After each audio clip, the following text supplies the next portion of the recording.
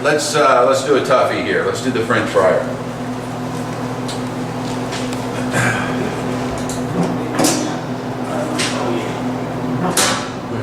All right.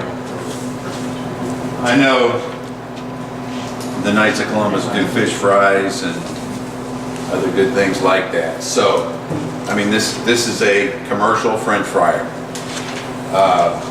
If at all possible, you want to get liquid oil. If you use shortening, it'll work. It's just you have to be real careful when you melt that because it takes longer for it to melt. And if you have hot spots, that is, the element's not covered, and some oil gets on that, it's going to flame. So it's just easier to use oil. And Costco, Sam's, they have those 5-gallon jugs, peanut oil. Okay. Now, this is a Pitco fryer. It's got programmable controls on the front, which you don't need to mess with. You just need to get it on 350 degrees and watch the food. Okay, these are timers, and you know, we've got 9 product timers or 10 product timers.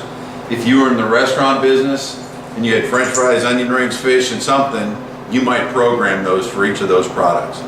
And then you'd have, you know, the 16-year-old come in, he drops them, and all he's got to do is push the button, bell goes off, and he can pull it up. They make them where they have automatic basket lifts that are tied into that. I mean, but you don't need that here. All you need is 350 degrees, and you can cook anything. All right. I have a question about that. Does it have to be peanut oil because it's more expensive than regular oil? It doesn't have to, but it's just a better frying oil. Okay. What you want, and look this up, okay? You want an oil with a high flash and smoke rating, okay? So let's, for example, bacon grease. It'll flash at a very low temperature compared to peanut oil. Okay? Also, seen other oils and those turn black and real hard, crusty. All right. Clean one. But I'm also going to show you how to make this oil last longer. Okay? All right. Oil has a number of enemies. One is water. So all your product that has ice on it is going to break down the oil. Salt will break down oil, and air breaks down oil. That's when it turns rancid. So that's why having a cover on it is a good thing. Not that we're keeping it out completely, but it's better than nothing. Okay? So, if we're going to take French fries and cook them and then salt them, don't drop them back in your French fryer to reheat them. Because now you're putting salt in the grease. Make sense? Yes. Okay? If you'll notice now at McDonald's, they've got this big hopper that they load their French fries in. And they do that for a couple of reasons. One's portion control, but the other is the ice melts off before they ever drop it down here. All that popping you hear when you drop fries in here, that's the water turning to steam in a hurry. And it is exploding, and with it comes grease. So anytime you're cooking, you're going to get little splatters on you and greasing. So as much as we can, we want to keep water out of here, we want to keep salt out of here, and we don't want to stir it up too much because that stirs the air in. Now, if we get little floaties and we've got a little wire basket or something, it's okay to get those out of there because they're going to just keep on cooking and turn to nothing, and then they go to the bottom, which is okay. But again, if we can keep those out, we're better off. If we cook fish in here, we don't want to cook anything else with that. The fish oil is going to leak out into the grease, and anything else that goes in is going to absorb that. You only have one fryer, so you're stuck. If your menu is fish and French fries, there you go. You got to do it. And nobody's going to really care, but you're better off if you would have 2 French fryers to do that. If you do fish today and tomorrow we're going to do French fries, we're going to filter this oil. And I'm going to show you how to do that in a minute. Okay?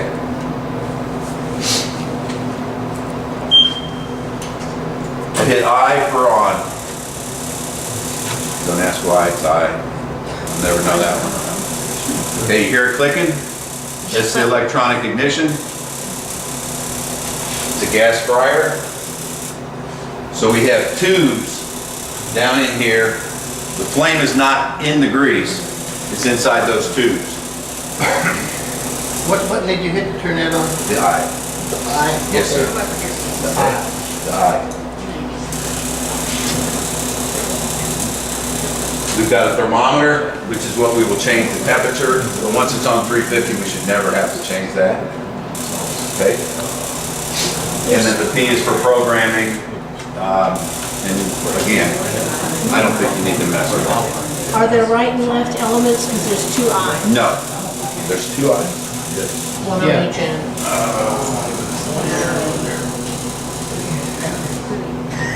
That's it.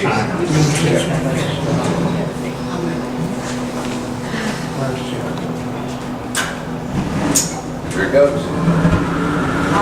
Okay? It's gas. It'll get hot in a hurry, See the red already? which is really nice from a cooking standpoint because it will recover fast. Okay, so if I'm a French fryer, this is the process. I think we have 2 baskets somewhere. I think they're on the other side of that. Okay, we have 2 baskets, which is what we want. Dropping 1 basket in here at a time. Great, these are big baskets too. Yes, sir. All right, they hang right here. So if I'm frying, once it gets the temperature, I'm gonna fill 1 basket and drop 1 basket. The reason I'm only gonna drop 1 basket is because as soon as I put that product in there, the grease temperature drops. Right. Okay? I want it to recover, and it's gonna recover quickly with only 1 basket. As soon as it recovers, I can drop the 2nd basket. And then this one's done, pull it up, reload, drop it. Now I get to this one. So it only really delays you from having 2 in there cooking at the very beginning. If I drop both of those baskets in, we're going from 350 degrees down to 200 degrees.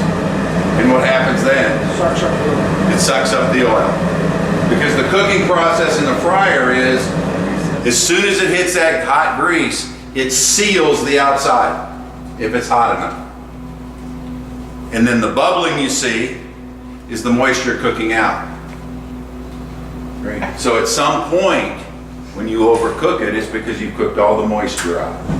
So you have to cook by sight, both from the grease standpoint, see how much bubbling's going on, but also for browning, right? You're not going to get so much bubbling from onion rings because there's not as much ice or moisture as there is in a French fry. So again, it's about, color and perception. I mean, cooking with it is very, very easy once you get going because this thing will keep up with you.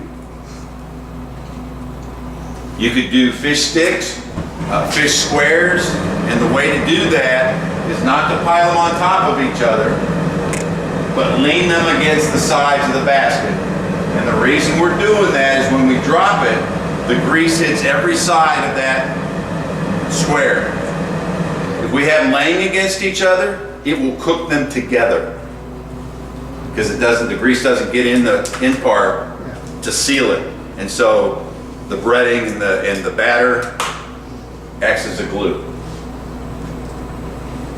If I'm doing onion rings, I can take a long fork and flip them over. You just have to learn your products and what works best. If I'm doing hush puppies, okay, we got this batter, so we take our disher, whatever portion size we want, and I'm going to dip them and drop them right in the grease. And I've got to be pretty quick, but I also have to be pretty careful because if I drop them from up here, the grease is coming at me. And I'm telling you, when you do it close, then your hand gets a little burnt. But it's the only way to do batter, because if you put it in the basket, the batter's going to go into the basket, and then it's going to be cooked into the basket. Again, hush puppies, typically I got to flip them over. And so once I get it filled, now I'm spending my time flipping them.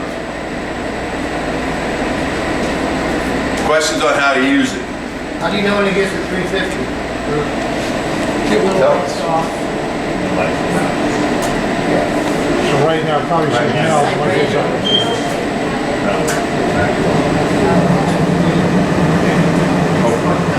So it's for Milton Bay, Sunday, but that's public. It's 7 now, so it's taking how long they take? Sure, it's 1.7. So it's 1.4. No, maybe, that's what I'm saying. I'm not sure why it's not staying lit. Because it should just fire right and stay lit. It's now 1.7. Yes, no. It's just 1.7. Alright, we'll see what it does here. Alright. Maintenance of fryers. This fryer has a built-in filter, which is really, really nice. Okay, when I was 16, the vat came out and they had me lift it up and pour it through a piece of filter paper into an empty vat. That was not safe. It was 10 o'clock at night. We wanted to get home. We were doing it when it was way too hot. That was just crazy. All right, so what we have a drawer here that's got filter paper in it. And there's a pump down there. And so when we drain the grease, we pull the blue handle, and that's going to drain the grease into that drawer. When I pull the red handle, that starts the pump.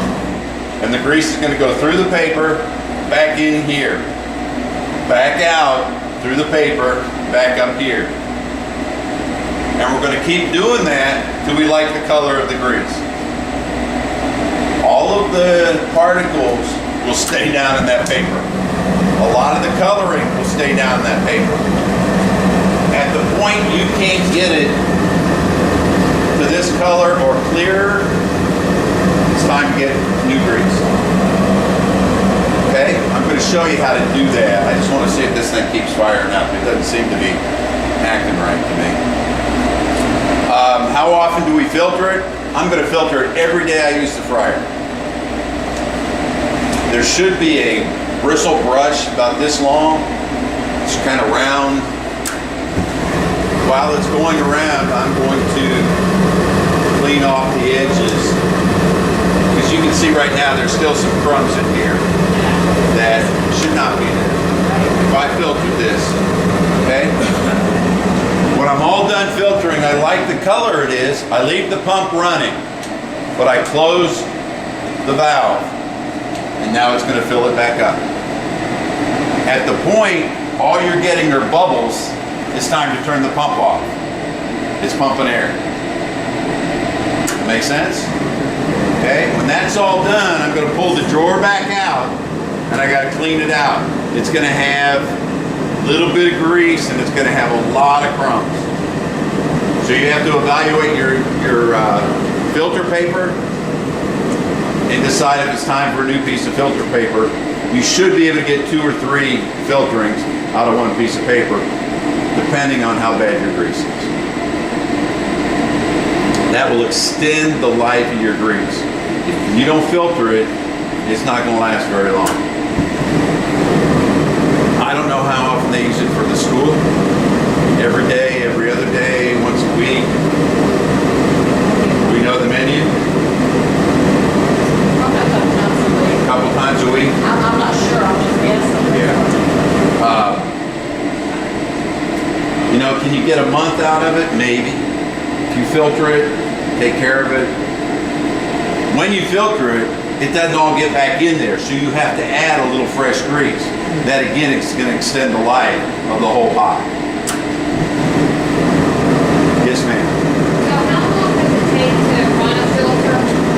Run it through? It depends. It doesn't take very long. Okay? If I did it right now with the color of this grease, it'd take 3 or 4 minutes. If you were frying onion rings and we had an awful lot of crumbs in here, it might take 5 minutes. It doesn't take very long.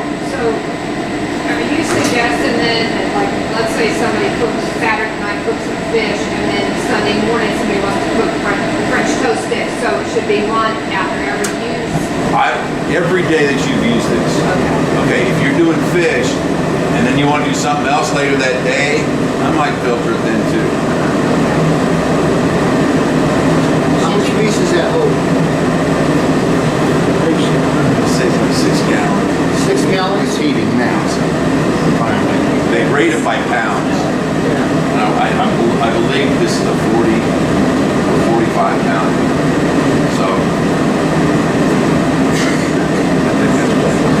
Again, this will be on the internet anyway. Yes. Okay. Now, all the instructions are right here for how to filter.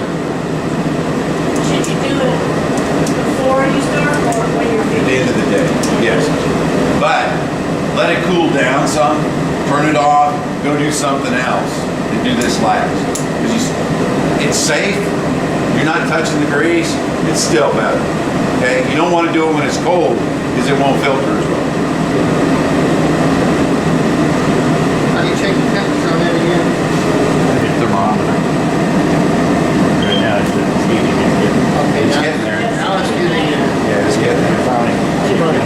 But they also So that's have gonna take about thermometers. 20 minutes to get hot? Yeah, 20 minutes to get to 350? probably. But after that, It was cold. yeah, it'll hold it really well. Mark, you said you're gonna. Yes, sir. This got up to speed real quick. I mean, it didn't take long. Did it take long? It's been up here for 10 minutes. 10 minutes. Okay, 10 minutes. Now I know the answer. All right, I'm going to turn this off.